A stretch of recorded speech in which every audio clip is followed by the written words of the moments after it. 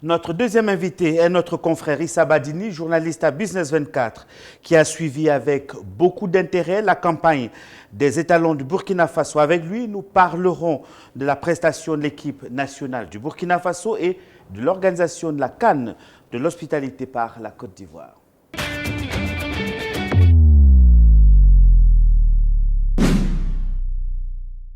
Issa Badini, bonsoir. Bonsoir Pierre. C'est un grand plaisir de vous recevoir sur notre plateau. Le plaisir est partagé. Issa Badini, vous avez été donc sorti le Burkina d'ailleurs, a été sorti de la 34e édition de la Coupe d'Afrique des Nations de football le mercredi dernier en 8e de finale par le Mali, plus conquérant, score final de la partie 2-1. À votre avis, qu'est-ce qui n'a pas marché chez les étalons? Alors merci bien Pierre et merci également à tous les téléspectateurs de Business 24. Alors qu'est-ce qui n'a pas marché? On peut dire que tout n'a pas marché parce que le Burkina Faso malheureusement est parti, est éliminé par une équipe du Mali qui a gagné sans convaincre parce que bon, le Burkina a cédé toutes ses armes au cours de ce match. Donc ça a été un match maîtrisé de bout en bout par les aigles du Mali. Un Burkina Faso qui a eu une défense qui a montré toutes ses limites. Et la plus grave, c'est ce but, ce autogol. Et par qui? Venant de l'homme le plus rassurant de l'équipe du Burkina Faso, Edmond Tapsoba. Vous avez un milieu qui s'est laissé bouffer complètement.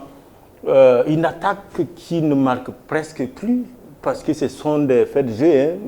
Trois pénaltys, un seul but au cours du jeu. Ben, écoutez, ça ne suffisait pas pour convaincre. Mais bon, les Burkinabés étaient un peu...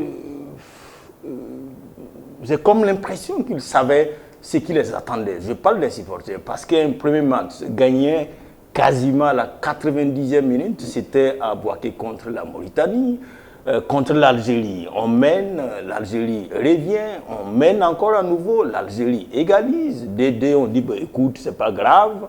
Troisième match, patatras, 2-0 contre l'Angola.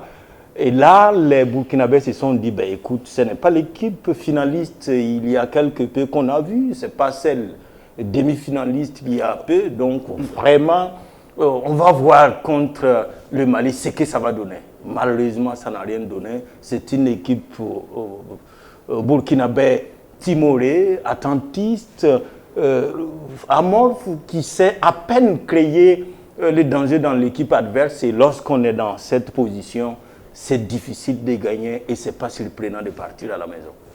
Un fait marquant dans cette compétition, c'est la mobilisation des populations et même burkinabés autour de leur équipe nationale de football. Qu'est-ce qui explique cette réussite? Alors, il faut dire, Pierre, que le Burkina jouait des CAN, voire plus. Parce que, bon, écoutez, vous avez la frontière, c'est quoi? À quelques 200 mètres de là. Il y a quoi? Pratiquement 3, 4, 5 millions, comme disent certains de Burkinabés qui vivent en Côte d'Ivoire. Et il fallait le faire. Donc il y a d'un côté les étalons qui jouent, mais il y a aussi les supporters pour une fois qui doivent venir de la Côte d'Ivoire et supporter leur équipe en Côte d'Ivoire, à Bouaké, dans leur base également. Et donc c'est à féliciter les Burkinabés parce que tout a été mis en œuvre. 27 000 supporters le premier jour, le premier match, composé à 90% des supporters burkinabés. Il y a des Ivoiriens qui ont mis la patte dans les jeux. Je vous raconte cette petite histoire. Le maire de Bouaké, le premier match, qui donne 5000 tickets aux Burkinabés d'aller au stade. Vous avez des opérateurs économiques qui ont mis la main dans la pâte. Mais pour que tout cela arrive, il y a une organisation qui a été mise en place. Il y a un comité local, CAN Section Côte d'Ivoire, qui a été mis en place par l'ambassade du Burkina avec l'ensemble des composants des Burkinabés ici et qui ont bataillé, qui ont travaillé et qui ont coordonné pour que ces Burkinabés qui viennent de toutes les villes, de toutes les contrées de la Côte d'Ivoire puissent rallier Bouaké, puissent avoir des tickets et en somme, si les étalons sont partis parce qu'éliminés, je pense bien que ce comité CAN Section Côte d'Ivoire a réussi le pari et peut même être le vainqueur de cette CAN. Autre CAN, j'allais dire, celle de la mobilisation. Vous avez suivi de bout en bout la prestation des étalons depuis le stade Yamoussoukro en passant par Bouaké à Korogo, justement. Vous avez parlé de l'organisation tout à l'heure. Quel regard jetez-vous sur l'organisation de cette CAN, de l'hospitalité? Écoutez, je dirais sans toute modestie que la Côte d'Ivoire mériterait d'organiser la Coupe du Monde bientôt. Elle l'a montré à travers ce que j'ai vu au stade Charles Konabani de Yamoussoukro, le stade La Paix de Bouaké ou encore celui d'Amadou Gon Coulibaly de Korogo, la Côte d'Ivoire a montré le chemin qu'il faut emprunter. Vous savez, vous avez quoi? Les volontaires qu'on a vus, leur mise en place, c'est vraiment un coup de génie. Et quand vous regardez à chaque 100 mètres aux abords des stades, vous avez une grosse équipe. Vous avez peut-être des jeunes filles qui peuvent au millimètre près vous dire écoute, allez vous asseoir là, allez-y, c'est de ce côté. Les forces de l'ordre qui ont mis pratiquement tous les paquets pour que les uns et les autres aillent au stade et ressortir. Vous avez ces stades, mais c'est incroyablement beau, incroyablement parfait. Et je crois bien que c'est pour moi qui a fait un peu de sport, puisque mon mémoire même porte sur le sport, le football féminin. Je crois bien que c'est l'une des CAN les mieux organisées, les mieux structurées, les mieux appliquées, et aussi surtout la mobilisation des Ivoiriens.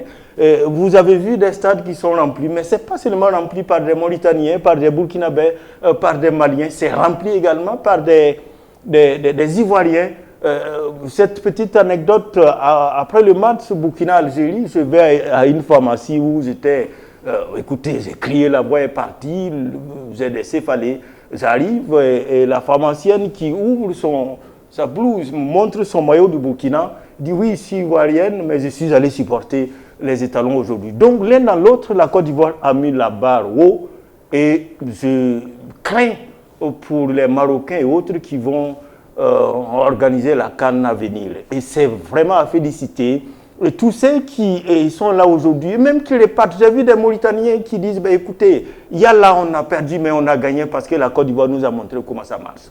L'Algérie, où les Algériens aux abords des stades sortent pour faire ils courent vers les caméras, ils courent vers les appareils photo pour exprimer leur satisfaction,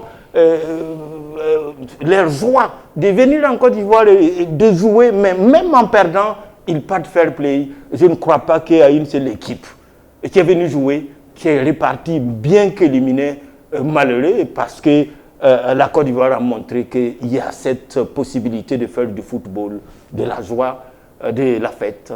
Et la CAN de l'hospitalité, comme ça a été dit dès le départ, ce n'est pas une idée de l'esprit, c'est une réalité. Samedi, justement, la Côte d'Ivoire, pays organisateur, jouera contre le Mali. Depuis, les autorités maliennes et ivoiriennes n'ont de cesse d'appeler leurs différentes populations au fair play sportif et au calme, quelle que soit l'issue de la rencontre. Faut-il, Issa Badini, craindre les débordements? Non, je ne pense pas.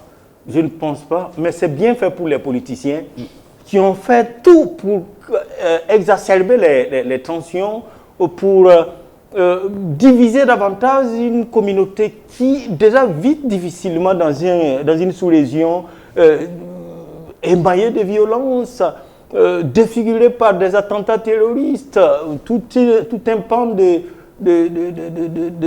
la région est aujourd'hui en proie aux violences, et pour ne rien faire pour pouvoir ranger les choses, le politique s'est débrouillé pour que le sport se mêle dedans. Et c'est bien dommage, mais ils ont intérêt à faire en sorte que cette rencontre soit une rencontre sportive et non pas un terrain de combat politique. Mais je pense très bien qu'au-delà des soubresauts que nous entendons ça et là, les Maliens qui aiment le football vont se contenter du football. Les Ivoiriens qui ont organisé une CAN parfaite jusqu'ici et sont jaloux de perdre le fil et de détruire toute cette belle image que le monde entier a vue durant ces 2-3 semaines de la CAN. Donc l'un dans l'autre, je suis foncièrement convaincu qu'au soir de cette rencontre qui va opposer éléphant et aigle, c'est le sport qui va triompher et la raison également. Donc je pense très bien que ça va se passer. Et ça sera là tous les sens du football, du sport en général. Vous avez, madame, monsieur, reconnu là Issa Badini, l'homme de la chronique de Business 24, que nous retrouverons dans les prochains jours, qui reprendra justement le chemin de la chronique. Merci, Issa Badini, d'être passé sur notre plateau. Merci. Merci.